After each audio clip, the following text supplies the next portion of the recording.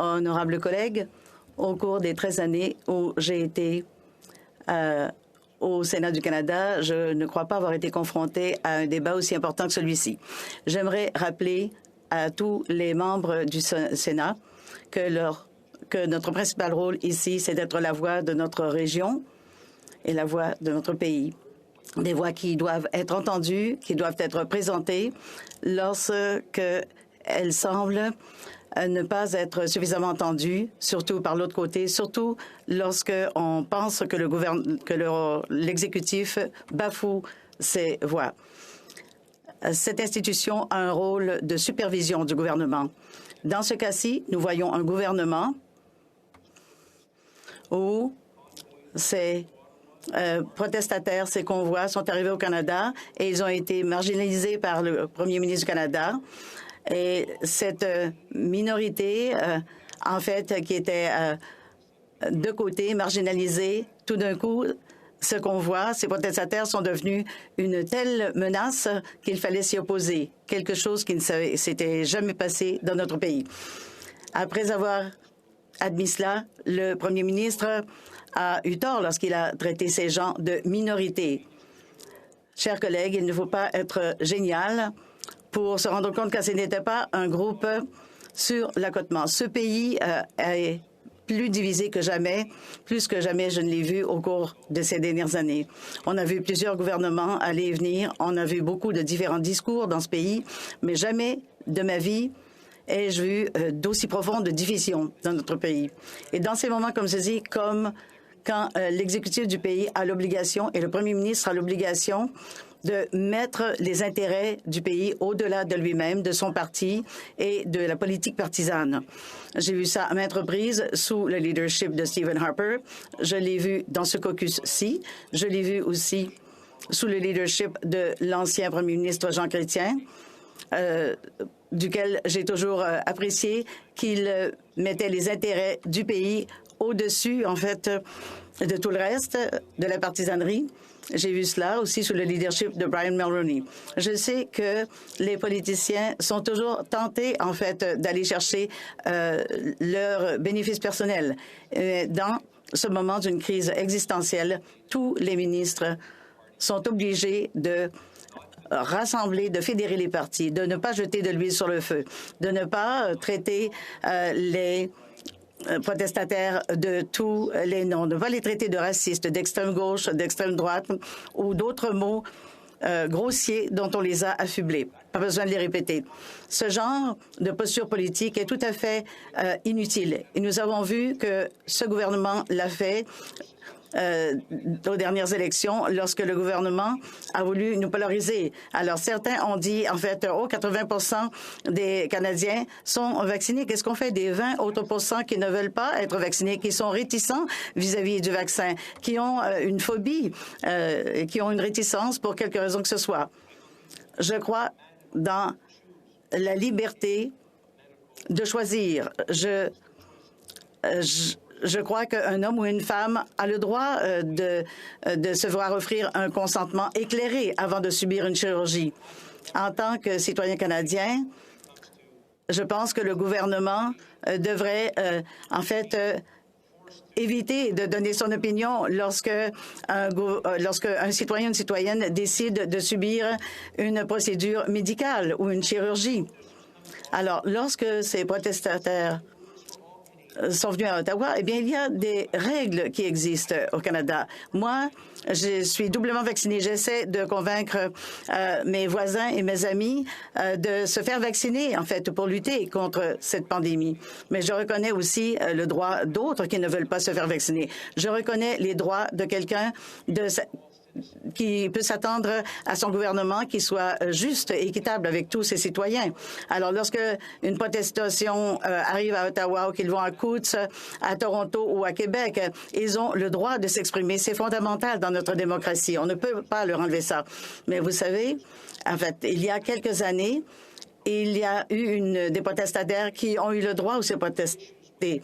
Et lorsque les Autochtones ont eu des problèmes avec le gouvernement, ils sont allés à l'extrême. Ils ont fermé, en fait, les voies ferrées dans ce pays pendant plusieurs semaines. Ils étaient armés.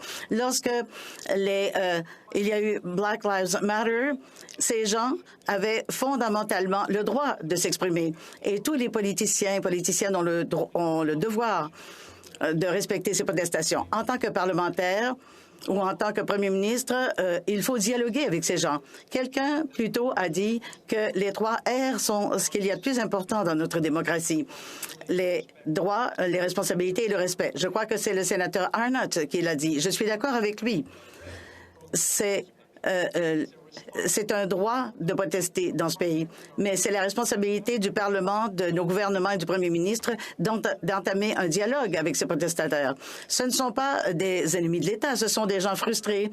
Si c'est Black Lives Matter, si ce sont les communautés autochtones, si ce sont des gens, en fait, qui font partie du G20 pour des raisons économiques, nous avons vu ce qui s'est passé dans ma province. Je suis assez vieux pour m'en souvenir. Et dans toutes ces situations, les premiers ministres ont mis de l'eau, en fait, dans leur vin. Ils ont amorcé un dialogue. Ils ont envoyé des bureaucrates ou des fonctionnaires pour discuter avec ces gens-là pour essayer d'identifier le problème. Ils n'ont pas dit « Vous êtes des persona non grata, vous êtes des racistes, vous vandalisez des monuments », alors qu'ils n'ont pas vandalisé de monuments. Il y a eu d'autres protestations dans le pays, en fait, qui ont profané des monuments et qui ont brûler ou endommager des lieux de culte. Les gouvernements, à ce moment-là, n'a pas lancé la loi sur les mesures d'urgence. Il a simplement amorcé un dialogue avec ces gens. Pourquoi, cette fois-ci, en est-il autrement? Peut-être que le premier ministre a pensé qu'il s'en sortira encore une fois, d'essayer de faire en sorte que nous, la majorité, nous pourrions être contre cette minorité. Même les gens doublement vaccinés sont frustrés dans ce pays.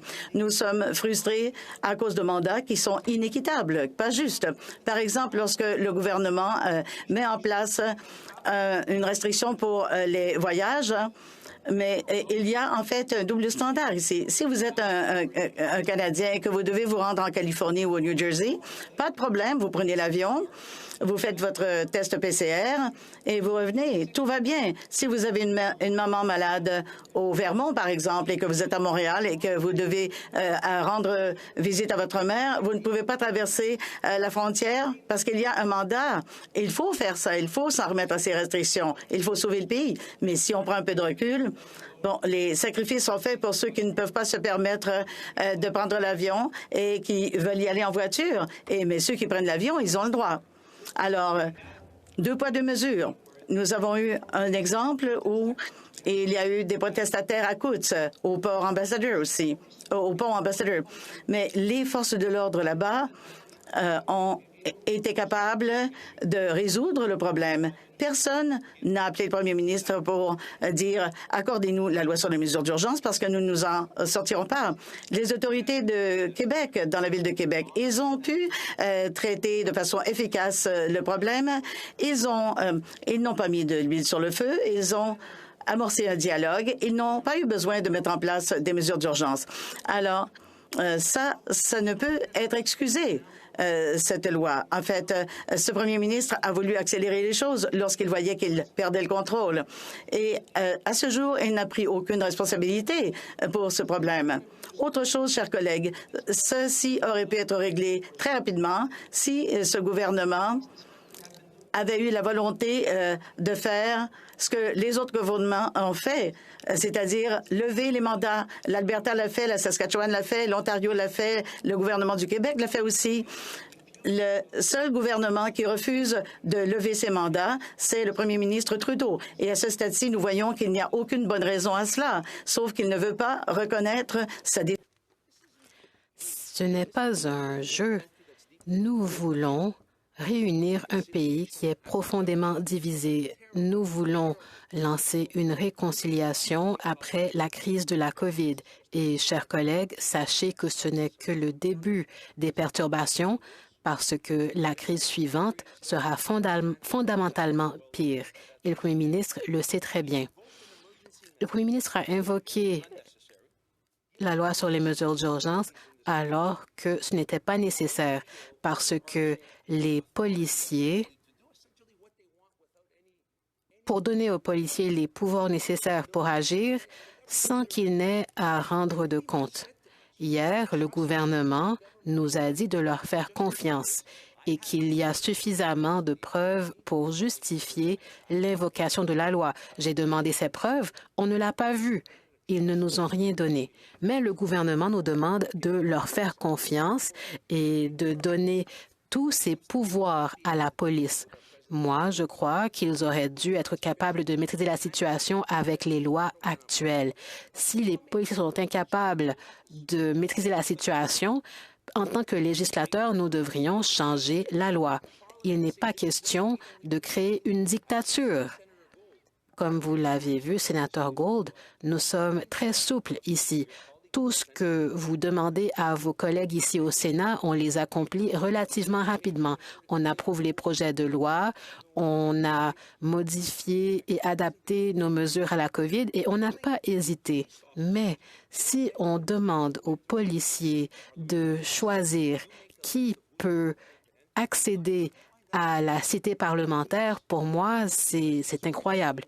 Oui, les résidents ont été incommodés, mais la frustration du peuple canadien a atteint son paroxysme et c'est pourquoi nous avons vu ces débordements dans les rues.